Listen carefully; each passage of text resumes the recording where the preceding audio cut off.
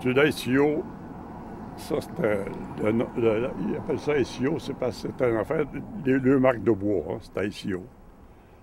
Puis, mais la compagnie, c'était Upper Ottawa Improvement Company. Ça, c'était le nom puis l'office était à Ottawa. Le head office était à Ottawa. Mais tout ça faisait au Pénican.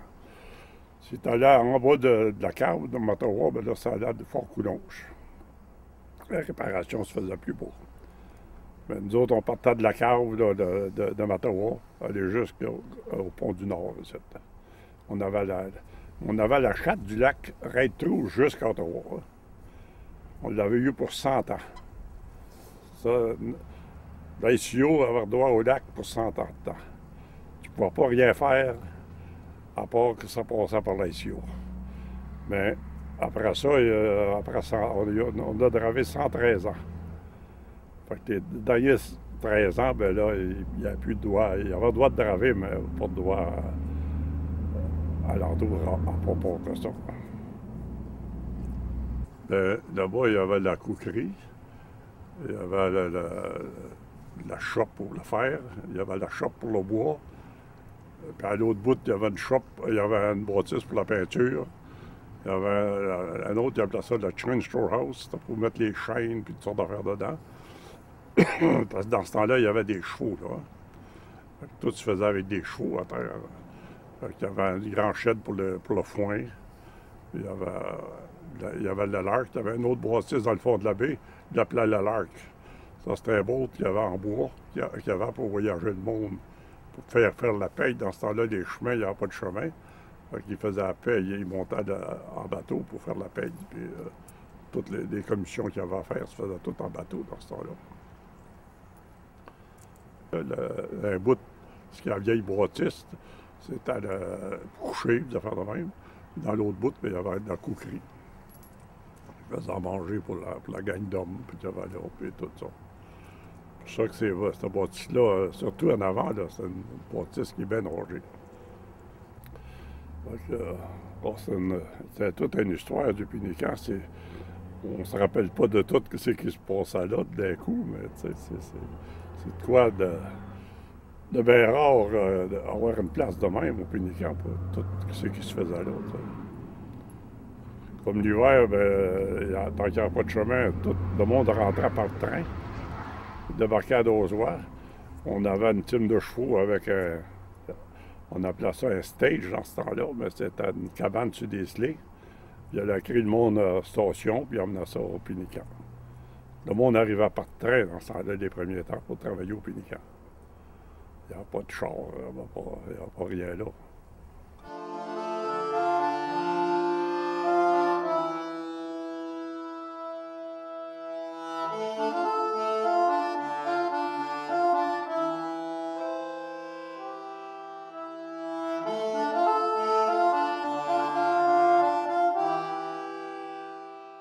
À tous les automnes, puis il fallait réparer le bois de bois. Celui qui était cassé, changer les bouts, puis mettre des boîtes neuves, puis tout réparer ça. On réparait à peu près 200 morceaux de bois de bois à chaque automne. Alors, moi, je travaillais à Sadrave, ça SWIP tout l'été, mais l'automne, ils m'envoyaient là pour réparer le bois de bois avec ma petite gang. Puis, mais les autres, la gang qui était au dépôt tout le temps, les autres, ils faisaient de l'ouvrage alentour du dépôt, là, ce qu'il y avait, les réparations de bateaux, puis tout ce qu'il y avait à faire alentour. Dans ce temps-là, ça tout au bois de poêle. Fait que l'automne, il faisait 150 cordes de bois de poêle. Il y avait une grande shed, là. On mettait ça pour mettre ses chalands, mettre ses bottes de bois, puis tout ça.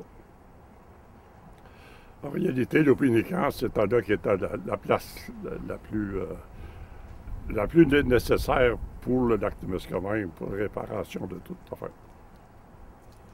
C'est pour ça qu'il y avait une shop. Ils faisaient tout dans la shop, à bois ou pour le métal. Le fer arrivait là rond, puis les autres faisaient tout avec le fer, qui c'est qu'il y avait à faire avec le fer. Il y avait une forgeron, puis il y avait un gars qui travaillait pour ses tours, pour faire les shafts de bateaux, puis tout ça d'affaires de même. C'était une place pour tout réparer. Hein. Puis, Puis il y avait un mécanicien pour le. En premier, c'était un mécanicien de steam pour la vapeur.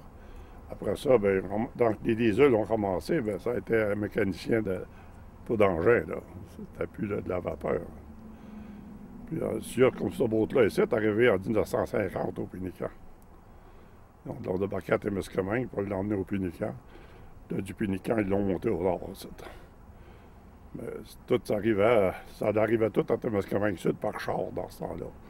Le charbon, puis toutes ces affaires-là. Mais tout par train, ça arrivait à Témiscamingue Sud.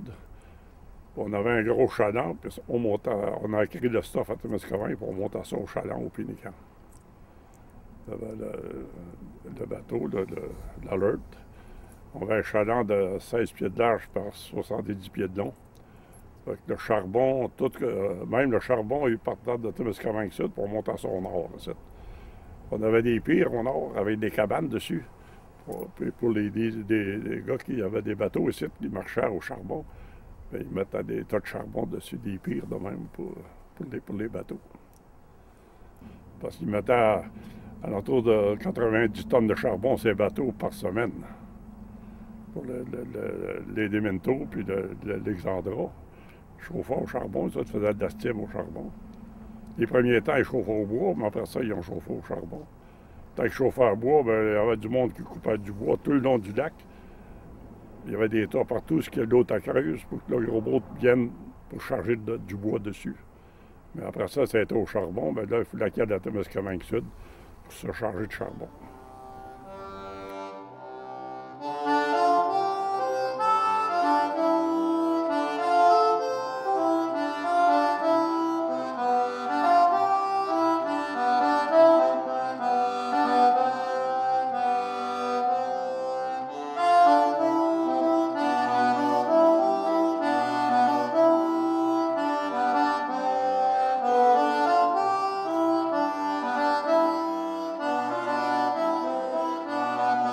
Tous les bateaux, ils laissaient ça dans la glace l'hiver, pour qu'ils ne voient pas les monter à terre. C'était des boats qui étaient trop pesants.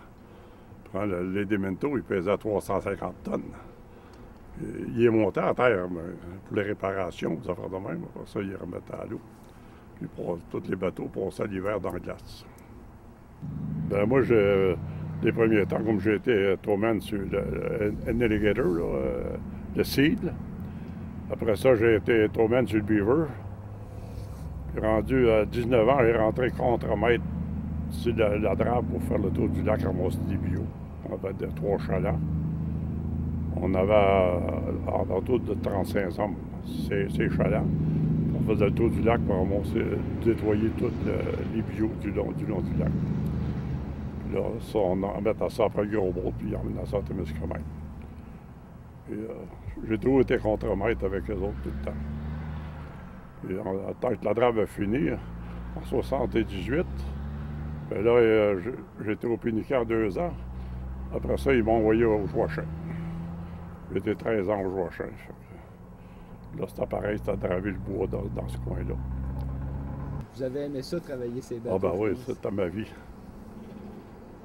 J'ai lâché des bonnes jobs pour ça. J'ai travaillé pour l'hydro à la cave tant qu'ils ont bâti ça, puis les gars voulaient bien que je m'en aille avec eux autres. Mais tous les printemps, je jumpais, je m'en venais ici. Je m'en venais à la drape. J'ai toujours aimé l'eau.